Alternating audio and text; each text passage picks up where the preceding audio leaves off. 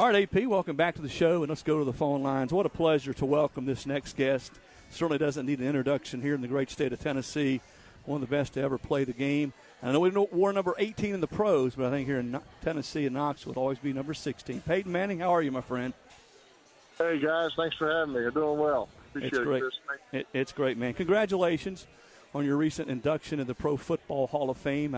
I was thinking back earlier today, to end your college career with a championship, the SEC title, to end your pro career with a championship, the Super Bowl title, and all the years you played football, I can't think of an athlete more closely intertwined with his alma mater, more closely invested with his alma mater than you and the University of Tennessee. Peyton, spanning now almost, going on 30 years. What's that relationship been like for you?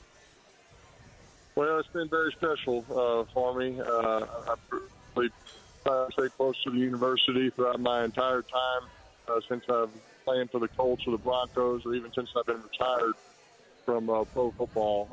Obviously, there's been a lot of changes there through the years, but I've still had a great passion for the university, for the football players that have played there, for the students when I'm back on campus, for the alums. It's just been a great connection for me to the state of Tennessee. And look, I didn't know anybody when I signed with Tennessee in 1994. And people treated me so well and welcomed me, and so it's always been fun for me to be a part of it still. Peyton, I think the neat thing, and I guess 97 was my first year on the beat, and I still can see you and Cut down there at the end of the baseball field back when you guys practiced on the baseball field on two-a-days. But the neat thing to me is all the people that were here then that you still keep in contact with. You still come when you're on campus. You come and see them, Hawk, Fraze, Max, all those guys. But those relationships have just endured. What's that been like for you? Well, relationships have been my greatest takeaway from really all my years playing football. It's not really a game or a throw that's kind of my greatest takeaway. It's been the friendships with, Coach Fulmer, Coach Cutcliffe, Roger Frazier, Max Pear, the equipment guys at Tennessee. And I feel that way at kind of all the places that I've played. It's the people that kind of make this journey special and make it worthwhile. If you had to do it alone, then it just wouldn't be, quite as fun. So even though I'm not playing anymore, fortunately, you still get to have those friendships and relationships with so many people. Like I said, not just the teammates and the coaches, the support staff, behind the scenes people that are integral into making a quarterback successful. So I cherish those relationships. Peyton, it's Austin. My parents sat beside your dad at a banquet probably 15 years ago, and my mom to this day will talk about your dad and how he treated her and treated everyone there. That's something that kind of got passed down to you about making someone feel like, they're important when you engage. Kind of take me through what you learned from your dad. I know, you talked about it in your Hall of Fame speech, how important he was to you, but those little lessons about how you treat people and how you approach things, how much did he kind of ingrain that in you, and not only you, but you and Cooper and Eli? Well, certainly he was a great mentor, and I was 8 years old when my dad retired. So, I can remember, just lots of little things, about his NFL career, not necessarily on the field, but, kind of how he treated people after games, how he took time to sign autographs. I can remember, going out to dinner and people coming up and asking him for an autograph, and he always took the time to do it. And so, obviously had no idea that I would end up, having the same profession, Eli as well. But once it did happen, you certainly remember, lots of things that you got to witness as a kid, to see how he treated people, took time to give back to the, New Orleans community, to Mississippi. My dad never forgot where he was from or where his roots were. And so, I tried to follow a similar approach that, my hometown of New Orleans is still important to me, the people there, and, my alma mater, obviously Indianapolis and Denver. So he was a great mentor, and certainly learned a lot from him growing up. So let's take it fast forward. We go to your last year of playing in Denver. When did you know? Because I remember about 3 years after you retired, which is, a couple of years ago, I was having dinner with Trey Teague and Jackson, and he said, I went to one of Peyton's games that year, and after the game he goes, "Well, are you coming back next week?" He goes, "I started to." That was kind of his reaction every week, and I just felt like this may be it. So he just kept coming every week. I mean, when did you know it was time? Well, obviously, you see some athletes that kind of announce that they are, this is going to be their last year before the season, and it becomes, maybe somewhat of a farewell tour. And I don't know. I remember Derek Jeter telling me that his last season was such a kind of became a distraction for the rest of the team. Not to mention all the balls and bats he was having to sign at every road game because it was the last time he was going to play in each of these towns. And so I remember him just saying, "Hey Peyton, if you ever know you're going to retire, just don't say it till the end of the season. Then just do it and be done with it because it just becomes a little too much." So I always kind of remember that. And I didn't know, until probably kind of that playoff run in 2015, culminating with the Super Bowl, that I sort of approached that playoff run as if it probably would be my last.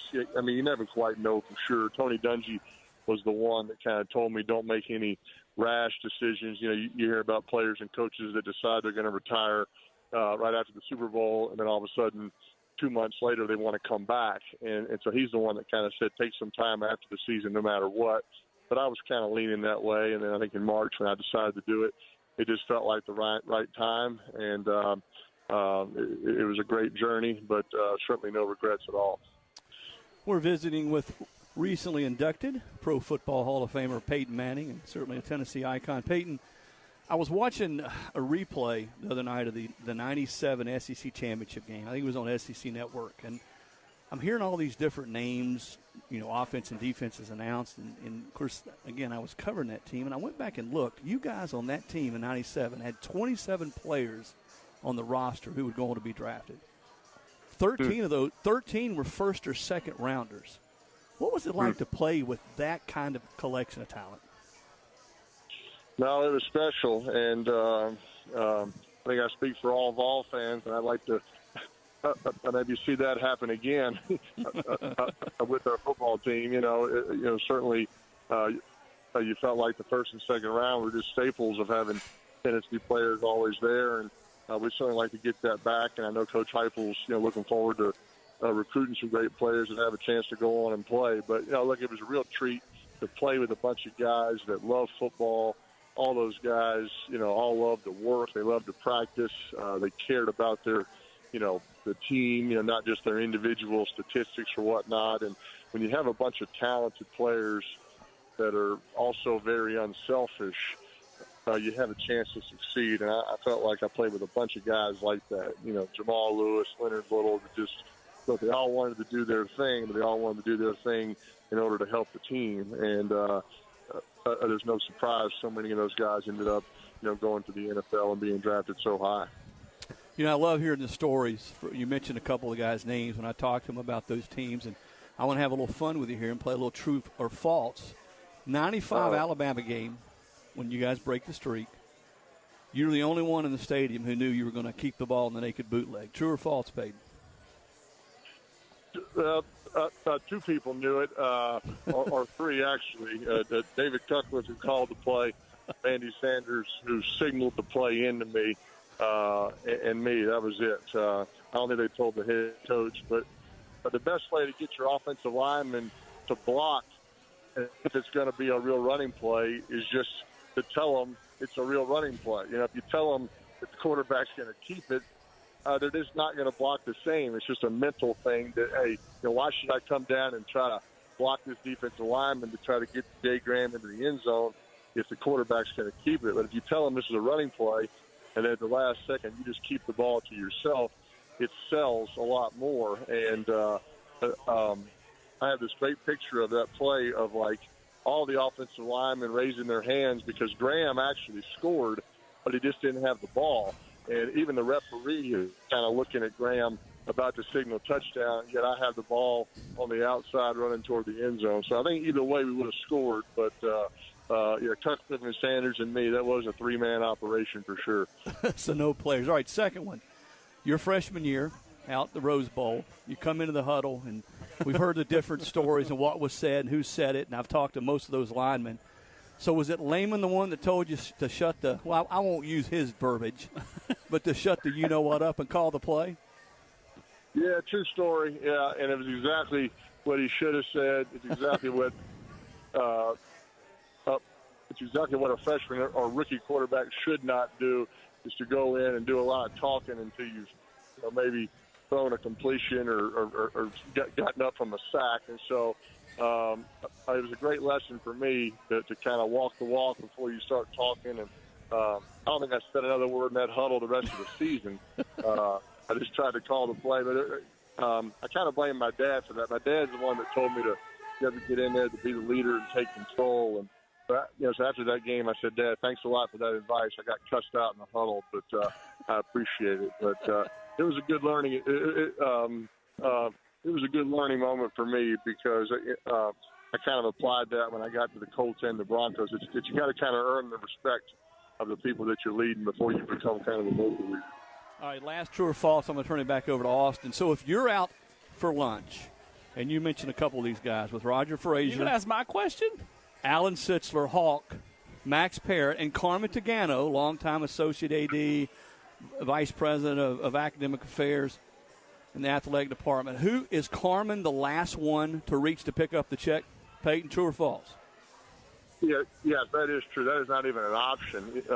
It's really just three choices. It's me, Frax, Frage, Chicken Hawk, or Max. Carmen is nowhere on the equation to pick. I mean, alligator arms to the fullest extent, and it's just not in his repertoire to. But he will be there. I can promise you, he will be there for sure. So it's a good group, though. It's a good group of people to me, and special friendships there for sure. All right, he went that way. Didn't go with full of my question. All right, you got to go to Toddy's and have a beer with one. You got to go to Litton's and have a cheeseburger with one, and you got to take one to play golf. Out of Max, Hawk, and Frage, go. I'm taking Carmen to have a beer at Toddy's for sure. I'm taking Chicken Hawk to play golf, and I'm taking Frage and Max together to have a burger at Litton's. Do we think Hawk lays up on 12 at Augusta, Peyton? Not intentionally, but it could happen though for him. It could happen. All right. So Tiger Woods once said the 3-iron that he hit out of a bunker at the PGA, and I think it was 2003, whatever it was, at Hazeltine, was the best shot he's ever hit. What's the best throw you ever made? The first thing I ever made, believe it or not, was in 2004. We were playing the Chargers, and we were down by 8, and we were driving to hopefully score and go for a 2-point conversion. I hit Brandon Stokely.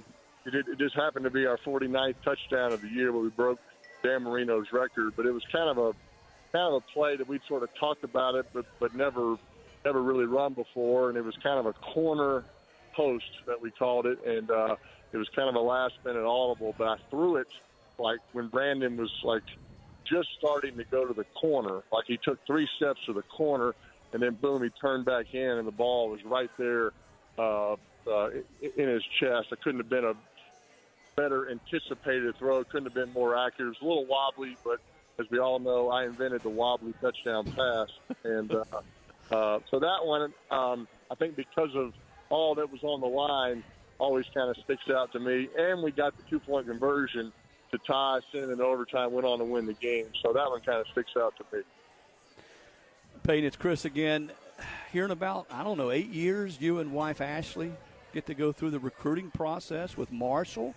But remember what Cut said. Mentally, he is advanced.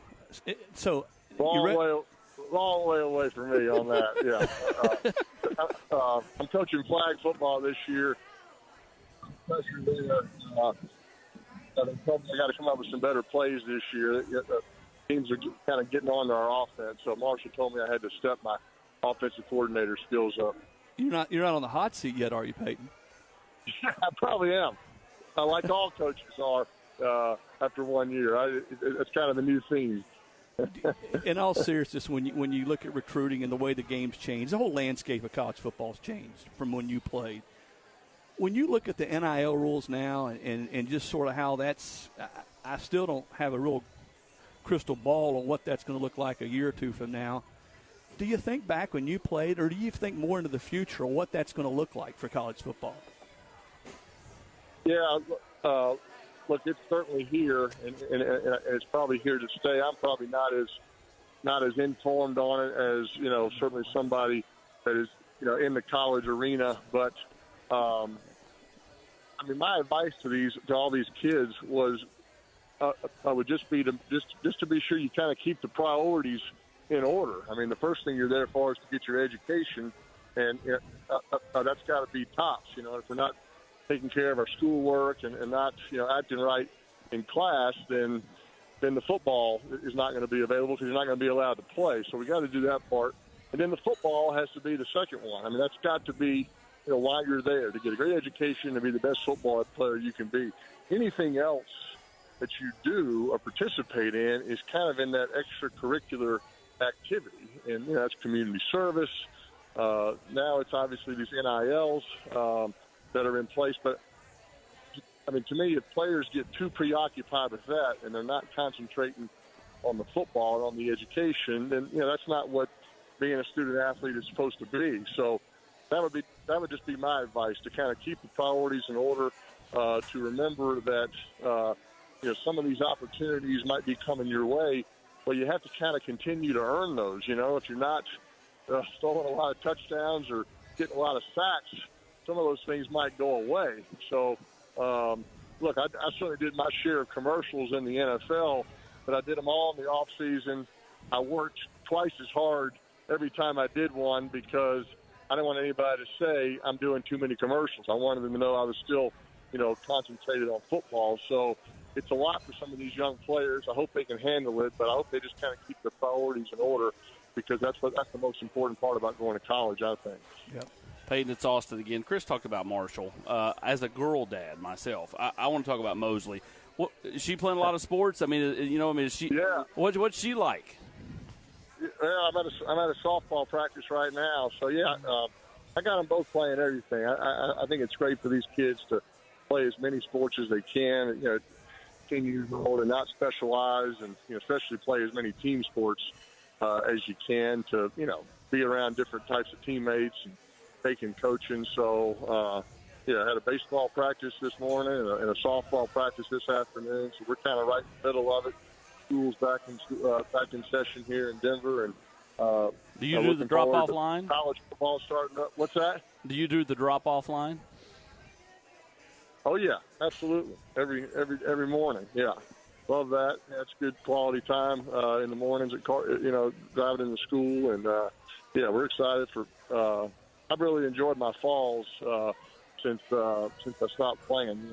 Obviously with kids sports it's fun, but to be able to come to some Tennessee games and go to the Broncos games. I'll make a few Colts games this year. It's something you never really get to participate in when you're playing. So. I'm excited fall's here. Hopefully we can have a normal fall, as opposed to last year. Well, Peyton, it's Chris, and we'll get you out on this one. I know it sounds like you're having just a blast being a dad now, and doing dad things and coaching. But No I will say this, man. You need to step up your game in this play calling. I don't want to see on SportsCenter tomorrow that you're on the hot seat. So step up your game there. I'm telling you, there's a lot of pressure, and I'm pretty good at calling plays with 11 guys out there, but this flag is only 5. There's like 6 guys missing on every play. I'm still kind of baffled by the whole thing, but it's fun, and I enjoy doing it, and it's a great time to spend time with young kids, spend time with your son, and it's certainly been a lot of fun. So when you get done, or you're never done being a dad, but as they get a little bit older, Peyton, do you see yourself ever getting back into football, whether it's part of an ownership group or just getting – I know you love the game, and anybody who watched your induction speech could feel how much you love football and what football's meant to you. Do you see yourself in some way, shape, or form getting back into football? Well, I think I'll always be a part of it in some fashion or another. I guess ambassador would probably be the easiest word to kind of describe it now, but just staying close to the game, staying close to coaches and players, and kind of what's going on, and obviously the keeping the keeping the game great, keeping the safety of it, getting more young kids to play and understand that it is a great game, and we are trying to make it safer. So, yeah, just I haven't eliminated anything.